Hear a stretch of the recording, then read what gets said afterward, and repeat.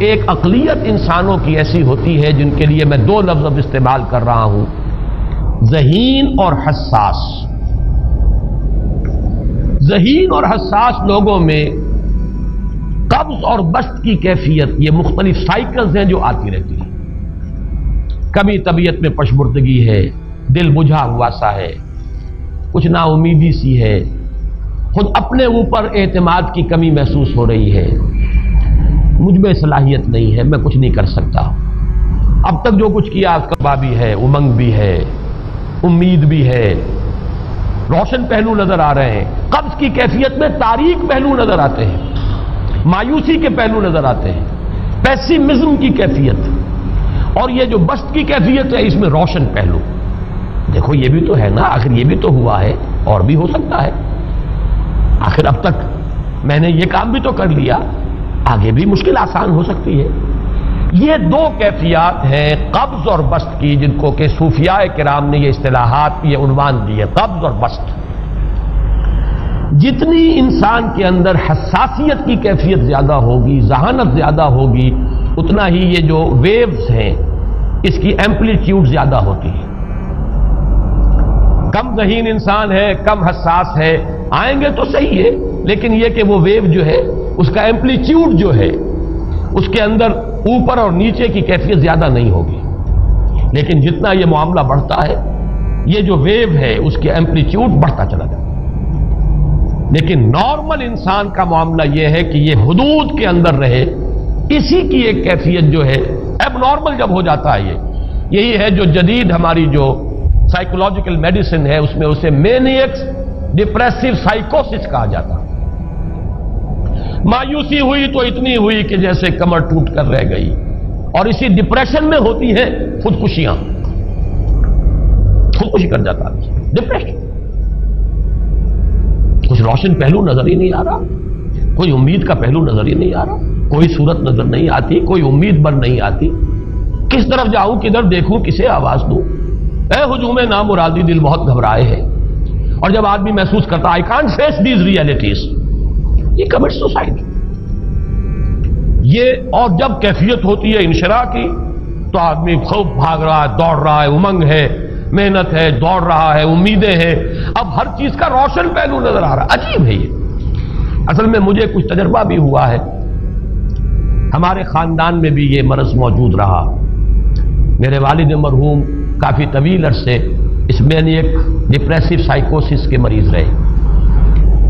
کچھ ہوتا ہے یہ معاملہ، ویسے بھی شاید ہمارا خاندان جو ہے اس کیٹیگری میں آتا ہے جس میں ذہانت نسبتاً کچھ زیادہ ہے، حساسیت بھی نسبتاً کچھ زیادہ ہے۔ یہ دوسری بات ہے کہ کوئی شخص جو ہے یہ فلسفے کے طور پر اختیار کر لے کہ اپنے آپ کو ڈھیٹ بنا لینا ہے، یہ فلسفہ بھی بن سکتا ہے، لیکن یہ ہے کہ اگر آدمی چھوڑ دے اپنی طبیعت کو تو یہ دونوں کیفیات آتی ہیں۔ انہی کیفیات میں اگر یہ جو اپورڈ اینڈ ڈاؤنورڈ موومنٹ ہے یہ ایک حد سے نکل جائے تو یہ بیماری ہے مینیک سائیکوسس، مینیک ڈپریسو سائیکوسس۔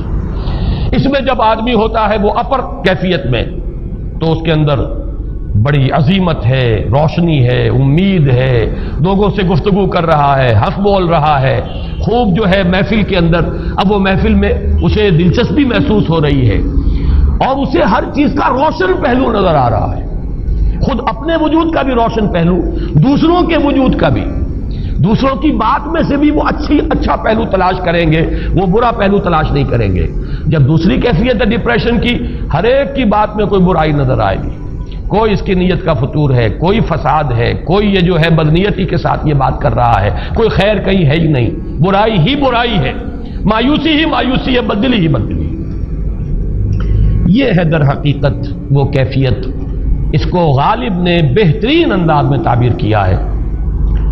ذہین اور حساس انسانوں میں ان کی جو ترقی ہے وہ انہی مراحل سے ہو کر گزرتی ہے، اور ہر ڈپریشن کے بعد، ڈپریشن میں اس سینس میں استعمال نہیں کر رہا یعنی بیماری کی حد تک پہنچنے والی ڈپریشن نہیں، صرف قبض کی حد تک پہنچنے والا معاملہ۔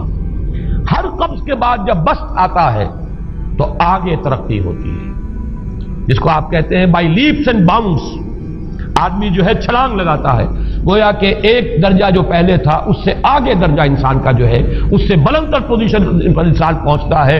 ہر قبض کے بعد جو نیا بست آتا ہے وہ ایک نئی کیفیت، نئی شان، نئی بلندی، نئی رفعت لے کر آتا ہے. اس کو غالب نے تعبیر کیا ہے بہت خوبصورت انداز ہے. رکتی ہے میری طبع تو ہوتی ہے رواں اور. یعنی شاعر بھی کبھی ایسا وقت آتا ہے شعر جو ہے وہ اس پر نازل ہی نہیں ہو رہا، شعر نہیں کہہ پا رہا، طبیعت میں رکاوٹ سی ہے، بندش سی ہو گئی ہے، کوئی کلام موضوع ہو ہی نہیں رہا.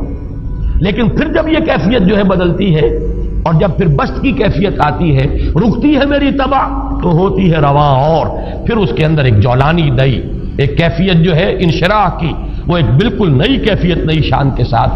یہ ہے وہ معاملہ جو ان آیات مبارکہ کے پس منظر میں ہے. اسی لیے اب میں آپ کو اس کا حوالہ دے رہا ہوں. تفسیر مظہری میں قاضی ثناء اللہ پانی پتی رحمۃ اللہ علیہ نے بہت عمدہ بات فرمائی ہے کہ حالت قبض اگر کسی شخص پر طاری ہو تو اس حال میں اکسیر کا درجہ رکھتی ہے یہ سورہ مبارکہ، اس لیے کہ یہ نازل ہوئی ہے محمد الرسول اللہ صلی اللہ علیہ وسلم پر اسی حالت قبض میں.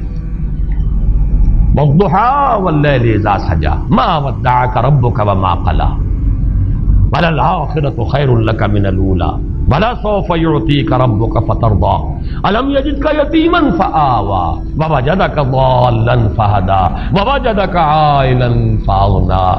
یہ تمام آیات اب معلوم ہوگا کہ جیسے موتی پروئے ہوئے ایک لفظ قبض، اب اس میں جو بھی واقعاتی اور جو میں نے آپ کو روایاتی جو بھی پس منظر بیان کیا وہ بھی فٹ بیٹھ رہا ہے. وہ خودکشی کا معاملہ بھی آ گیا، اس میں فٹ بیٹھ رہا ہے کہ بخاری شریف میں روایت موجود ہے کہ حضور فرماتے ہیں کہ میری طبیعت پر اس درجے اضطراب تھا، اتنی کیفیت جو ہے میری تشویش کی تھی کہ میرے دل میں بار بار خیال آتا تھا کہ پہاڑ پر چڑھ کر اپنے آپ کو نیچے گرا دوں.